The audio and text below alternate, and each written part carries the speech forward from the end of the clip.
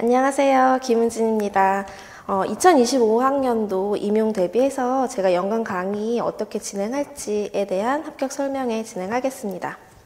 우리가 영양교사라고 하는 임용 시험이 시작된 게 2008년에 시작이 됐어요. 근데 이후에 문제 유형이나 이런 것들이 좀 여러 번 바뀌었고요. 지금은 2020년도부터 적용된 것으로 이제 시험 문제 유형이나 문항 수나 이런 것들이 적용이 되고 있는데, 얘네들의 이제 문제 유형이 변화된 흐름을 보면 처음에 시작했을 때 2008년에는 서술형으로만 구성이 되어 있었거든요. 그리고 2009년부터는 객관식 문항이 있었는데 2014년부터 객관식 문항이 없어지고 기입형, 서술형, 논술형의 시스템으로 이제 유형이 바뀌었죠. 그리고 나서는 이거에 이제 문항 수들만 조금 바뀌었지 이 체제는 그대로 유지하고 있고요. 2020년 우리가 앞으로 25학년도에 대비해야 되는 유형에 있어서 앞으로 올해에 바뀌지 않는 한 기입형 6문항, 서술형 17문항으로 문제가 구성이 되고요. 2020년도부터는 논술형의 유형이 폐지가 됐어요. 그래서 논술형은 없고 기입형과 서술형으로만 구성이 되어 있는데, 그 전에 거랑 비교해 보시면 기입형이 8문항에서 6문항으로 기입형은 줄어들었어요. 그러니까 단답형으로 답 쓰는 게 아무래도 조금 쉽긴 하죠. 수월하긴 할 텐데 기입형은 줄어들었고요. 그리고 서술형은 지금 13에서 17로 문항 수가 4개 늘었죠. 그리고 논술형은 폐지가 됐습니다. 그래서 이렇게 서술형이 조금 증가된 것으로 봐서 여러분들이 그냥 알고 있는 답만 이제 단답형으로 좀 심플하게 그렇게 쓰는 것보다는 문제가 나오면 그거를 여러분들이 해석할 수 있어야 되고요. 그거에 대해서 설명할 수 있어야 되고, 그러려면 여러분들이 이제 정확히 내용에 대해서 이해하고 있어야 되는 게 얼마나 잘 알고 있느냐, 이런 것들을 평가하기 위한 것이 반영되지 않았나 이렇게 생각이 듭니다. 역대 문항수의 총 문항수를 봤을 때는 뭐 크게 이렇게 문항수 자체는 변화가 없어요. 근데 문제 유형만 바뀌었고 우리가 지금 적용되는 유형에서는 논술형은 폐지되었다라는 것만 여러분이 알고 계시면 되고요. 지금 그래서 이제 시험 자체가 기입형, 서술형, 논술형으로 구성이 되어 있습니다. 근데 우리가 적용이 되는 2020년도 이후에, 그러니까 2025학년도를 대비할 때에는 이 논술형 같은 경우는 전공에서는 폐지됐기 때문에 교육학에서 논술형이고요. 그 다음에 전공에서는 기입형과 서술형으로만 구성이 되어 있어요. 그래서 총 문항수는 24문항인데 우리는 이 중에서 전공만 따져서 본다면, 이거는 교육학까지 포함해서 한 문항 포함해서 24문항이기 때문에 전공만 따져서 본다면 23문항의 문제를 접하게 됩니다. 그래서 이것들 23문항까지만 봤을 때 배점은 80점이고요. 그래서 교육학의 점수랑 전공의 점수가 합쳐져서 100점으로 합산이 되는 거고요. 이 80점에 해당하는 기입형과 서술형 문항 중에서 총 기입형이 A형과 B형의 6문항, 그리고 서술형이 A형과 B형에서 합쳐서 17문항, 이렇게 문제가 구성이 되어 있습니다. 그러면 우리가 이제 다뤄야 할 과목들이 뭐냐를 보면 총 9개가 있어요. 그래서 영양교육 및 상담, 그리고 영양학과, 생애주기 영양학, 그리고 영양판정, 조리원리 식품학, 단체급식 식사요법, 식품위생학, 이렇게 9과목이 있는데 보통 여기에서 문제가 영양교육 및 상담이나 아니면 영양학, 그런데 영양학 같은 경우에는 영양학이랑 생애주기 영양학이 보통 이제 문제가 같이 나오는 경우들이 많거든요. 왜냐면 생애주기 영양학만 따졌을 때는 사실 문제 출제 비율이 그렇게 높진 않아요. 근데 얘가 영양학이랑 조금 연계되어 있는 문제로 나오면서 얘네들의 좀 비율이 거의 20%? 요 정도 합쳐서 40% 정도를 차지하고 있고요. 나머지 과목들은 뭐 비등비등하게 10% 정도로 차지가 되어 있습니다. 그래서 영양학에서의 좀 문제 출제 비율이 높기도 하고, 그리고 영양학에서의 문제 난이도가 좀 높기도 하고요. 그리고 여러분들이 어려워하는 과목도 보통 영양학인 경우들이 많습니다. 영양학이 왜 어렵냐 하면 영양학에서는 기전에 대한 설명을 많이 묻고 있어요. 그리고 영양학은 외울 게 너무 많아요. 어떤 기전에 대해서 설명을 하려면 이 기전이라고 하는 게 반응물이 뭔가의 생성물로 다른 물질로 전환되는 과정이거든요. 그럼 반응물도 알아야 되고 이 기전에 대해서 설명을 하려면 반응물도 알아야 되고 생성물도 알아야 되고 이 반응이 왜 일어나는지 이 반응이 어떤 효소에 의해서 일어나는지 이 반응이 일어나는 장소가 어딘지 이 반응이 일어난 이후에 변화가 어떤 변화들이 나타나는지 등등의 것들을 다 총체적으로 알아야 되기 때문에 그래서 기전에 대한 거, 대사에 관한 거 이런 부분들을 조금 여러분들이 어려워하죠. 그거는 영양학만 가지고는 우리가 이 기전을 정확하게 이해할 수는 없어요. 그래서 영양학이랑 더불어서 생리학, 생리학이나 또는 생화학 같은 과목들을 같이 공부를 하면 그러면 영양학에 대한 기전을 이해하는 데 조금 더 도움이 될 수가 있기는 합니다. 그래서 저도 역시 이론 과목을 편성을 할 때 영양학 과목이랑 더불어서 생리학에 해당하는 내용들을 이제 같이 반영을 해서 이론을 진행을 할 예정이고요. 과목들끼리의 연계성을 보면 그냥 영양교육 및 상담 여기에서만 그냥 단답형으로 기입형으로 그냥 딱 하나 물어보는 문제 정도는 굉장히 심플하죠. 그런 거는 여러분들도 뭐 크게 어려움 없이 풀 수 있어요. 과목만 따로따로 떼어서 보면 괜찮아요. 근데 이제 서술형 문제로 들어가게 되면 작성 방법이라고 하는 그 조건 안에서 영양교육에 해당하는 내용이랑 영양학에 해당하는 내용을 두 개를 동시에 물어보는 경우도 있어요. 그리고 이게 제가 편성한 과목 기준으로 이론 1이랑 이론 2를 나눴는데 저는 이론 1에서 영양교육 및 상담, 그리고 영양학, 그리고 생리학, 생애주기 영양학, 영양판정 이렇게 다룰 거거든요. 그리고 이론 2에서 조리원리, 식품학, 단체급식, 식사요법, 식품위생학 이렇게 과목을 다루는 것으로 지금 구성을 하고 있는데 이론 1에서도 과목들끼리 영양교육 상담이랑 생애주기 영양학을 같이 문제를 묶어서 물어본다던가 또는 영양학이랑 생애주기 영양학 또는 영양학이랑 영양판정, 영양학이랑 생리학 얘네들을 묶어서 물어본다던가 이런 식으로 서술형 유형에서 여러 가지 과목들을 조금 섞어서 그렇게 문제를 내는 경향들이 많아지고 있고요. 이론 2에서도 역시 조리원리랑 식품학 그 다음에 걔네들이랑 조리원리 식품학이랑 단체급식. 단체급식에서 조리하는 과정 중에 어떤 변화가 일어나는지 뭐 이런 것들 또는 식사요법이랑 뭐 조리원리, 식사 처방을 할 때 어떤 식으로 조리를 하면 좋을지라던가 또는 뭐 이런 것들이랑 식품위생학 얘네들의 과목들이 접목돼서 나오기도 합니다. 그래서 그냥 과목 하나만 따로따로 떼어서 봤을 때는 이것도 괜찮고 이것도 괜찮고 이것도 괜찮을 수 있는데 얘네를 섞어놨을 때 과연 내가 이거를 어떤 과목으로부터 접근해서 답을 기술해야 되느냐 이런 것들을 조금 여러분들이 훈련을 할 필요가 있는 거죠.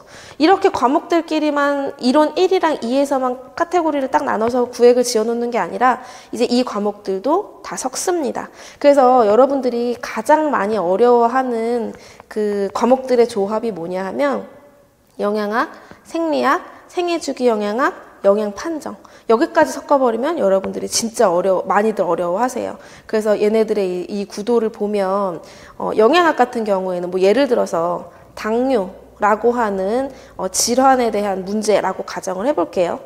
당뇨병이라고 하는 것에 대한 질환으로 기전을 영양학적인 부분에서 물어볼 수가 있습니다. 포도당이 흡수되는 대사 과정을 서술하시오. 뭐 작성할 것, 뭐 이런 식으로. 또는 이거에 대해서 그럼 당뇨병을 판정하기 위한 기준이 어떻게 되는지에 대한 판정 기준을 물어볼 수가 있겠죠. 당화혈색소의 정상 수치라던가 공복혈당의 당뇨 판정 기준이라던가 뭐 이런 것들. 그러면 그 사람들한테 어떤 식으로 식사 처방을 할 수 있는지를 쓰시오. 이런 식으로 식사요법의 과목까지 같이 물어보는 경우도 있을 수가 있죠. 그리고 뭐 생애주기 같은 경우에는 이런 당뇨병이 뭐 빈번하게 일어나는 우리가 이런 건강 문제에 대비해야 되는 위험 연령대가 어떤 생애주기이냐 뭐 이런 식으로 해서 성인기에 만성질환이 많이 발병하기 때문에 뭐 이제 그런 것들을 언급을 할 수도 있고요. 이렇게 영양학, 생리학, 생애주기 영양, 영양판정, 식사요법 얘네들을 이제 묶어서 나오는 문제들은 조금 이제 여러분들이 과목이 섞여 있다 보니까 난이도를 높게 체감하는 그런 경향들이 있고요. 또는 뭐 영양교육 같은 경우에는 얘는 식사요법이랑도 엮을 수 있어요. 뭐 예를 들자면 어떤 어린이가 우유 알레르기가 있다. 그러면 그거에 대한 식사요법, 어떤 처방을 할 수 있느냐. 그럼 그 아이에 대한 어떤 교육을 할 수 있느냐. 뭐 이런 식으로 교육이랑 식사요법도 접목을 할 수가 있어요. 또는 영양교육이랑 생애주기 같은 경우에도 각 생애주기마다 빈번하게 일어나는 건강 문제들이 다르거든요. 그러면 그들한테 영양 교육을 하고자 할 때 어떤 이론을 적용할 건지 쓰시오. 아니면 뭐 어떤 영양 설계, 교육 설계를 할 것인지, 아니면 어떤 교육 방법을 적용할 것인지, 뭐 이제 그런 것들에서 묻는 문제들도 있을 수가 있어서 이제 과목들이 뭐 제가 꼭 선으로 연결되지 않았다고 하더라도 여러 가지 과목들이 같이 연계되어서 문제가 나올 수도 있겠죠. 그리고 특히 이제 조리원리랑 식품학 같은 경우에 얘네들은 이제 문제가 많이 이제 우리가 좀 구분하기도 명확하지 않아요. 조리 원리에서도 뭐 예를 들자면 색소를 다루고, 식품학에서도 색소를 다루고, 조리 원리에서도 육류를 다루고, 식품학에서도 육류를 다루거든요. 그러니까 과목별로 조금 연결되어 있는 경우들이 좀 많은 과목이 조리 원리랑 식품학 이 두 과목이라고 볼 수가 있는데, 뭐 예를 들자면 만약에 색소의 구조를 물어봤다. 그럼 걔는 식품학 문제라고 우리가 과목을 구분을 할 수는 있어요. 근데 그 색소를 조리하는 과정 중에 색소가 변화되었다. 그럼 어떻게 조리할 것이냐를 물어본다면 그건 조리원리 과목에서 묻는 내용이거든요. 그래서 조리원리나 식품학 같은 경우에는 명확하게 구분하기도 애매하고, 그래서 얘네들은 이제 좀 같이 비슷한 것들은 같이 묶어서 한 번에 보는 게 조금 더 이해하는 데 도움이 되기도 합니다. 그리고 단체급식 같은 경우에는 주로 식품위생학이랑 연계되어서 많이 문제가 나오는 경향이 있어요. 그래서 이거 같은 경우는 뭐 단체급식소에서의 뭐 위생 관련 기준들을 어떻게 할 수 있느냐, 뭐 조도의 기준이라던가 뭐 그런 것들에 대해서 식품위생학에서의 기준, 뭐 단체급식소에서의 어떠한 그런 뭐 그런 사항들, 이런 것들이 연계돼서 나올 수도 있죠. 아니면 뭐 이제 햇섭과 관련된 위생관리 내용에서도 단체급식소에 어떻게 적용할 수 있는지, 그 다음에 식품위생학에서 우리가 햇섭을 다루기 때문에 이제 그런 것들이 같이 묶여서 나오는 경우들이 있어서, 그래서 과목들을 처음에는 여러분들이 한 과목씩 이제 따로따로 떼어서 알고 계시고, 그리고 나서 우리가 이제 후반에 뭐 기출문제라던가 아니면 모의고사 부분에서는 이 과목들이 전체적으로 잘 어우러지는 것이 필요하겠습니다. 그래서 저 같은 경우는 연간 커리큘럼을 1월에서 11월까지 구성을 했어요. 그래서 이론을 6개월간 진행을 할 예정입니다. 그래서 이론을 진행할 때 1에서 3월까지의 이론 1에서는 영양교육, 그리고 영양학, 생애주기 영양학, 영양판정을 기초로 하는데, 여기에 제가 영양학을 하면서 생리학을 같이 강의 내용 중에 반영을 할 거예요. 생리학이라고 하는 과목만 또 따로 떼서 그거에 대해서만 처음부터 끝까지 한 챕터를 다 만들어서 하기에는 불필요한 부분들도 있기도 하고요. 그거를 다 하는 데에는 물리적으로 시간이 좀 많이 소요되기도 해서 제가 영양학적인 부분에서 기전을 설명할 때 그때 필요한 내용들은 생리학에서 해당하는 내용들을 가지고 강의를 할 예정입니다.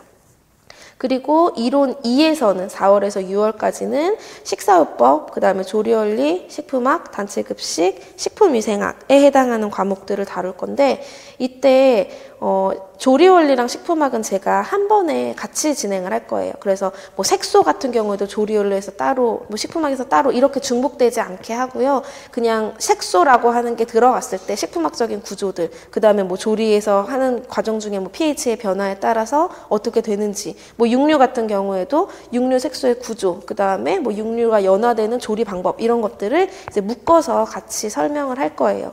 그래서 조금 중복되는 것들을 한 번에 엮어서 보려고 하고요.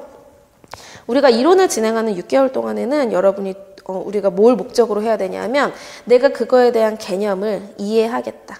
확실하게 알고 있어야 돼요. 알고 있어야 그 다음에 외울 수가 있어요. 물론 모르고 있어도 외우는 건 가능하죠. 덮어놓고 외우면. 근데 우리가 그냥 뭐 이제 분량이 적은 것도 아니고, 이거를 장기 뭐 한 달, 두 달 안에 보는 시험도 아니기 때문에 이거를 1년의 기간을 두고 우리가 시험을 준비하기에는 그냥 달달달달 외우는 것만으로는 나중에 암기가 잘 안 될 수가 있어요. 과부하가 걸릴 수가 있거든요. 그래서 먼저 가장 중요한 거는 이해가 되어야 합니다. 그게 왜 그런지를 알아야 그거에 대해서 암기를 할 수 있는 그게 생기기 때문에 그 명분이 생기는 거죠. 아, 과정이 이러니까는 이렇구나라는 게 이제 암기가 될 수가 있어서, 이해하는 거를 가장 중점적으로 우리는 이제 상반기 6개월 동안에 이론을 진행을 하도록 할 거고요. 그리고 나면 기출문제 풀이를 할 거예요. 기출문제 풀이는 물론 이제 전 과목에 대해서 다 진행을 할 건데, 우리가 기출문제풀이를 해야 되는 이유는 뭐냐 하면 문제 출제 유형이 이렇구나를 분석을 할 수가 있어요. 기입형에서는 보통 이런 것들을 묻는구나. 기입형에서는 보통 어떤 것들을 묻냐면 뭐뭐에 대한 용어를 쓰시오. 뭐뭐에 대한 세균의 학명을 쓰시오. 아니면 뭐뭐에 대한 효소의 이름을 쓰시오. 뭐뭐에 대한 생성물의 명칭을 쓰시오. 뭐 이런 것들을 물어요. 그러니까 기입형에서는 어떤 뭐 대사라던가 과정이나 이런 것들에 대해서 지식적으로 그거를 명확하게 알고 있는지 뭐 그런 것들에 대한 단어 위주의 것들을 묻는 유형의 문제들이 주로 출제가 되고 있고요. 서술형 같은 경우에는 조금 복잡하죠. 서술형 같은 경우에는 어떤 유형의 문제들이 주로 나오냐 하면 그 사례를 주고 그거에 대해서 여러분들이 해석을 할 수가 있어야 돼요. 지금 이 사람의 상태가 어떻구나. 당뇨병이 진행되고 있구나. 당뇨 전 단계구나. 뭐 이런 것들에 대해서 여러분들이 해석을 할 수가 있어야 돼요. 그리고 그거에 대해서 분석도 할 수가 있어야 되고요. 그리고 지금의 상태를 평가할 수도 있어야 돼요. 지금의 뭐 질환에 대한 문제를 평가할 수도 있을 것이고, 만약에 이게 과목이 식사요법이 아니라 영양교육이다라고 한다면 지금의 평가하는 과정이 자원평가인지 형성평가인지 뭐 과정평가인지 뭐 이런 것들에 대해서도 그것들에 대해서 평가를 할 수도 있어야 되죠. 그리고 문제에 대해서 해결을 어떻게 할 것이냐에 대한 것도 서술형에서 많이 물어봐요. 그러니까 지금 이 사람이 만약에 당뇨병이면 그럼 앞으로 어떤 식으로 식사를 해야 되느냐 뭐 이런 것들에 대한 해결 방안을 제시를 하도록 한다던가 뭐 알고 있는 그런 지식들을 해당 문제에 적용할 수 있는 이런 것들 위주의 서술형 문제들이 나오거든요. 그러니까 우리는 기출문제 분석을 하면 그동안의 문제 유형들을 보고 이런 식의 문제들이 주로 많이 출제됐구나 그런 것들에 대해서 유형을 분석을 할 수가 있죠. 그러면 그걸 통해서 이 앞으로의 출제 경향이 이런 식이겠구나라는 거를 우리가 미리 이제 파악을 할 수가 있는 거고요. 그리고 문제가 뭔지를 우리가 해서 이제 파악을 하게 되면 그거에 대한 답안을 찾아야죠. 정답을 찾아야 되는 거잖아요. 그래서 답안을 찾으면서 우리가 이제 과목별로 필요한 개념이 정리가 될 수가 있습니다. 그래서 우리가 1월에 만약에 과목을 시작을 하고 나면 7월이나 8월 정도가 되면 이거 복습한다고는 해도 분명히 놓치는 부분들이 있을 수 있잖아요. 그거를 이제 기출문제풀이를 통해서 그 전에 나왔던 문제들을 통해서 이런 개념들이 있었구나라고 하는 거 우리가 상반기에 개념에 대해서 이해했던 내용들을 이제 다시 한번 정리를 할 수가 있고요. 그리고 이때 기출문제 풀이할 때는 또 중요한 게 답안을 어떻게 기술해야 되는지에 대한 요령을 익힐 수가 있어요. 서술형 문제에 대해서 답을 쓸 때 두서없이 막 쓰는 게 아니라 흐름에 맞게 체계적으로 써야 되기 때문에 그런 것들에 대한 기술 요령도 익히고 답안을 작성하는 연습도 우리가 기출문제 풀이를 통해서 진행을 할 수가 있습니다.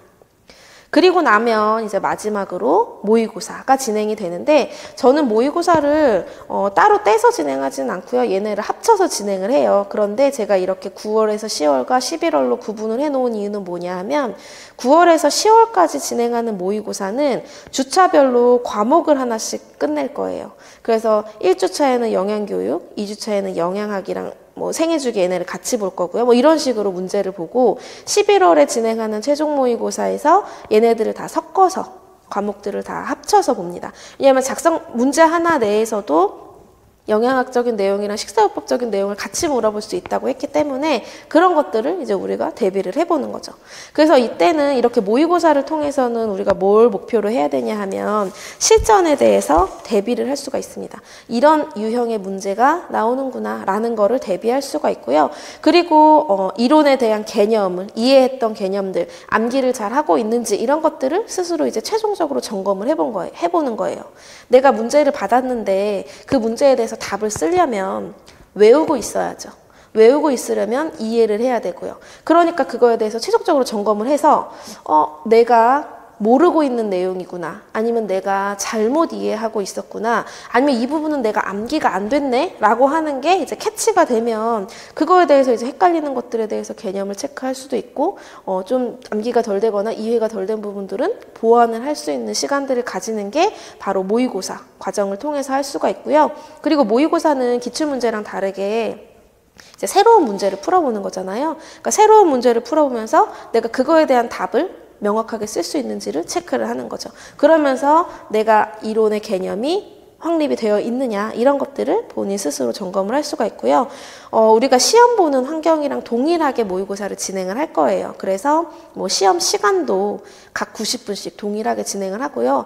뭐 문제지라던가 OMR 답안지라던가 그리고 뭐 문항수, 배점 이런 것들도 다 동일하게 진행을 할 거기 때문에 우리가 그런 것들도 미리 대비를 할 수가 있고 그리고 이제 답안 기술하는 것도 여기에서 우리가 연습을 할 수가 있겠죠.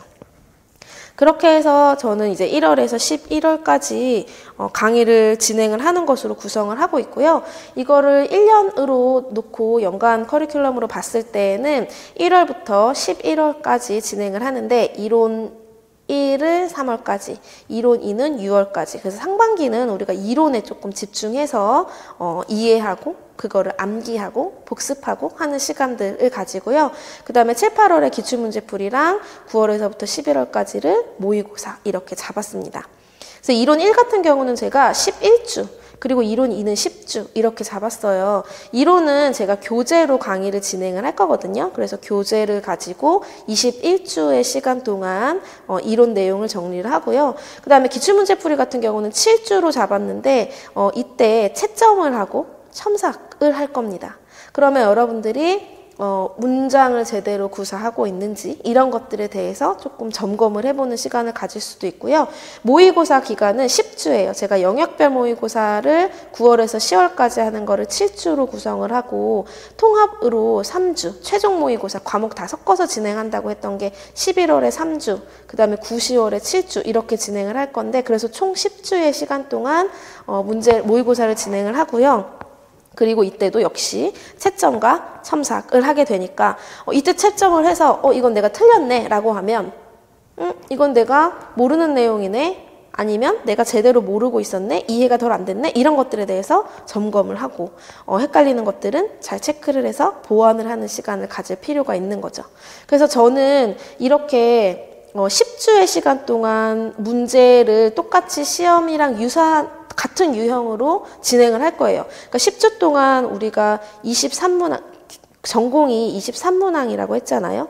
얘를 10주 동안 하니까 우리는 230문제에 대해서 기입형, 그 다음에 서술형, 그리고 얘네의 문항 수, 얘네들의 문항 배점 이런 것들을 다 동일하게 계속적으로 훈련을 해볼 수가 있는 거죠. 그래서 마지막에 3주만이 아니라 앞에 있는 9월과 10월에 진행하는 유형에서도 우리는 모의고사 형식으로 진행을 할 거고요. 뭐가 다르냐 하면 모의고사 형식으로 진행을 하되 똑같은 유형으로 가기는 하지만 이때는 주차별로 과목별로 하나씩 따로따로 본다는 거예요. 첫 주에는 영양교육에 해당하는 것으로만 23문항, 기입형, 서술형 합쳐서 23문항을 구성을 할 거고요. 둘째 주에는 영양학이랑 생애주기 영양학에 해당하는 내용으로만 23문항을 구성을 하고요. 이런 식으로 과목들을 하나씩 여러분들이 보면 그러면 이제 나중에 그런 것들이 체크가 돼요. 내가 영양교육은 점수가 조금 잘 나왔는데 80점 만점 중에 몇 점? 좀 잘 나왔는데 식사요법은 80점 만점 중에 점수가 좀 바닥이네. 그러면 내가 지금 식사요법이 좀 많이 약하니까 이 부분의 시간을 조금 더 많이 할애해야겠구나. 그런 것들이 이제 눈에 보이게 되는 거죠. 그런 식으로 내 개념이 내가 잘 이해하고 있는지 그런 것들을 점검을 할 수가 있고요. 이제 얘네들을 이제 과목을 최종적으로 섞어서 11월에는 이제 진짜 실전처럼 3주 동안 우리가 그렇게 진행을 하도록 할 겁니다. 그래서 제가 1월에서 11월까지 이렇게 구성을 했고요. 그리고 교재로 진행을 하는 거의 경우에는 이론 1이랑 2 같은 경우에는 제가 2022년부터 교재로 진행을 하고 있는데 작년 교재로는 올해 새로 시작되는 수업에 적용하기는 힘들어요. 뭐 내용적으로 막 크게 뭐가 드라마틱하게 변화가 있지는 않지만 내용이 조금 일부 보완되기도 했고요. 내용이 뭐 새로 추가되는 내용도 있고 그리고 뭐 도식도나 그림 이런 것들을 조금 넣어서 여러분들이 좀 이해하는데 편하게 제가 조금 이제 손을 봤기 때문에 그래서 새로운 교재로 여러분들이 수업에 임하시면 좋을 것 같고요. 강의 교재는 제가 직접 만들었습니다. 이거 같은 경우에는 적어도 2개 이상의 출판사에서 내용들을 가지고 누락되는 부분을 최소화해서 교재를 작성을 했고요. 제가 이제 단연간 축적되어 있는 자료들을 가지고 이제 만든 내용인데 출판사들마다 용어들이 조금씩 다른 경우들이 있어요. 특히 식품학 같은 경우에는 뭐 한자어라던가 영어라던가 이런 용어들이 어떤 책에서는 뭐 수산기라고 하고 어떤 책에서는 히드록시기라고 하고 어떤 책에서는 그냥 OH기 이렇게 얘기도 하는데 다 사실 얘네들 같은 거거든요. 그래서 이렇게 좀 비슷한 용어인데 다르게 말하는 게 자주 나오는 그런 용어들의 경우에는 이거랑 이거랑 같은 용어라고 제가 이제 좀 출판사마다 다를 수는 있지만 같은 뜻입니다. 뭐 이런 것들을 제가 언급을 해드릴 거예요. 그래서 여러 교재들을 가지고 이제 만들었기 때문에 출연해서 교재를 제작을 한 거기 때문에 좀 이런 부분에서 여러분들이 가지고 계신 교재가 출판사가 다 다르다고 하더라도 좀 이제 같은 내용으로 우리가 볼 수 있도록 그렇게 통일을 하고 있고요. 그리고 우리가 시험에서 DRI 굉장히 중요하거든요. 한국인 영양소 섭취 기준 또는 한국인 위생관리 지침서 이런 거에 대한 지침서나 DRI 같은 거에서 문제가 많이 출제가 되고 있어요. 최근으로 올수록 계속 여기에 조금 중요도를 많이 두고 있는데 이런 부분에서 개정되는 내용이라던가 아니면 뭐 식품위생법이나 학교급식법이나 이런 부분에서 개정되는 부분들은 제가 계속적으로 업데이트를 하고 있습니다. 그래서 교재는 이제 처음에 구성이 되기 때문에 만약에 이론이 진행되는 중간에 뭔가가 개정이 되었다, 추가가 되었다, 뭐 이런 이슈가 있다면 그런 부분들은 제가 뭐 추가로 뭐 파일을 업로드를 해드린다던가 그런 식으로 해서 따로 이제 설명을 하고 그렇게 해서 최신의 데이터를 반영해서 이제 교재를 제작을 하고 있습니다. 그리고 이렇게 이론이랑 기출문제 풀이, 모의고사까지를 제가 1월에서 11월까지 잡았는데 제가 마지막에 11월에 파이널 특강을 잡았어요. 그래서 이것도 지금 진행한 지는 2년 정도 되었는데 제가 전 과목에 대한 특강을 하기에는 사실 시간이 너무 많이 걸려요.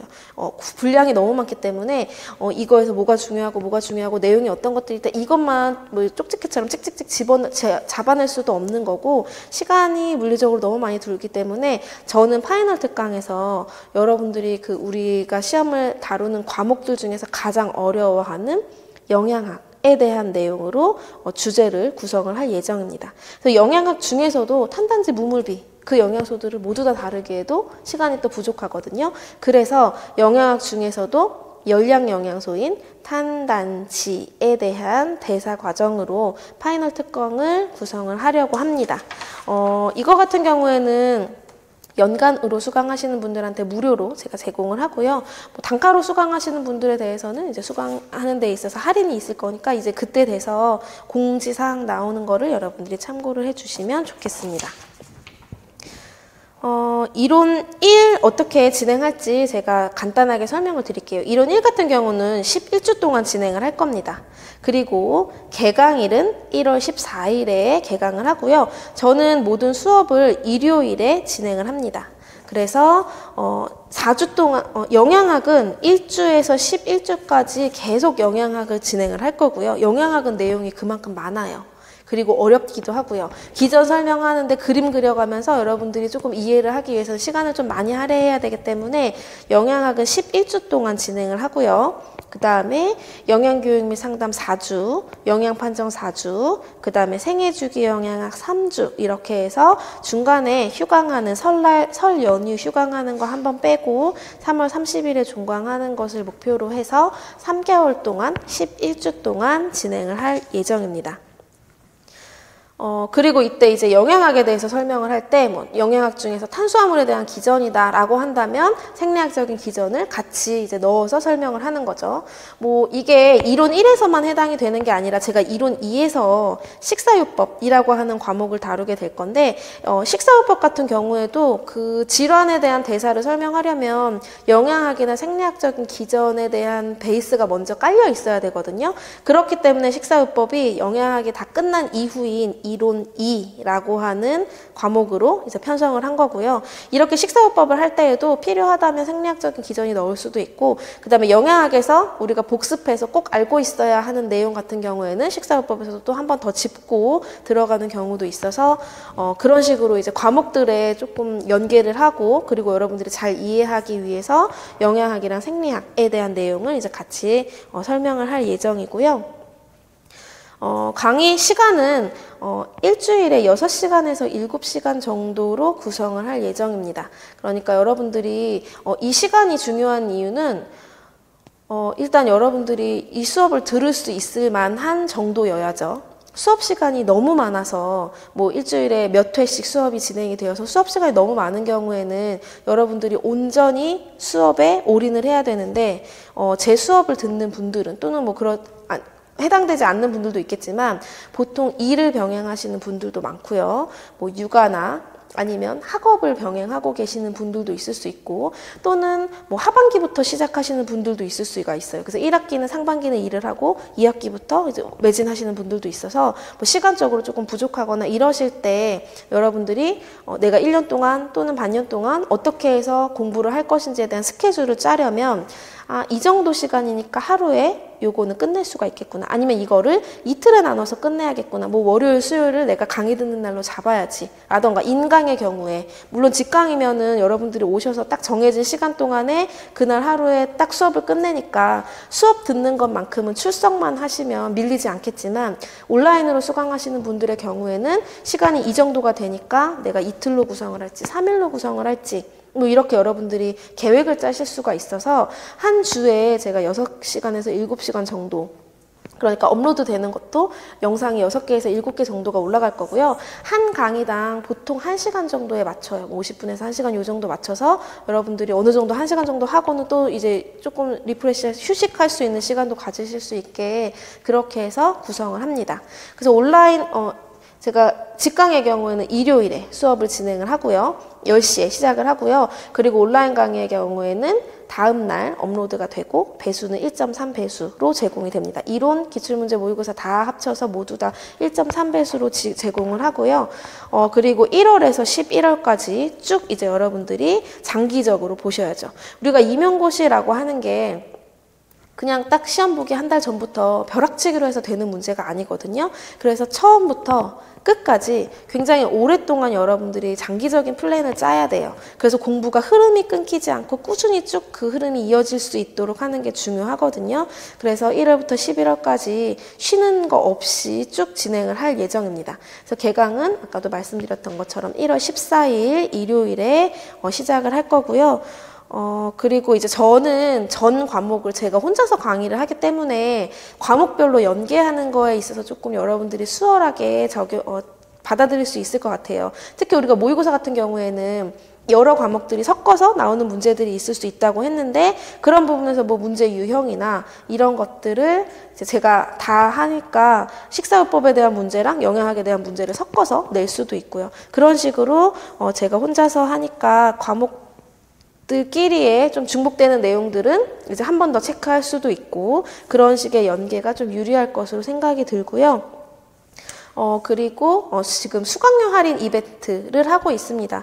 그래서 연간 패키지라는 1월에서 11월까지 진행하는 강의를 얘기를 하는데 직강의 경우에는 40% DC를 하고 있어요. 그래서 이거는 이제 연간 패키지 직강을 등록하시는 날짜가 제한이 되어 있고요. 기간이 있고 그리고 인원도 제한이 되어 있어요. 5명으로 인원 제한이 되어 있어서 이거에 대한 이벤트를 참여하는 방법은 홈페이지를 참고를 하시면 됩니다. 그래서 합격 설명회 영상 보시고 이벤트에 참여를 하실 수가 있거든요. 그래서 이거 40% 할인이 되면 할인 금액이 얼마인지 뭐 그런 것들에 대한 것도 제가 공지사항으로 같이 올라갈 거기 때문에 이거 필요하신 분들 여러분들이 이제 좀 혜택 챙겨가시면 좋을 것 같고요. 온라인 같은 경우에는 연간 패키지가 20%로 상시로 들어갑니다. 그러니까 언제 이거를 신청하느냐에 상관없이 상시로 들어가기는 하지만 이제 직강에서 연초에 처음에 아예 개강할 때 들어가는 거랑은 조금 할인율이 다르기는 하죠.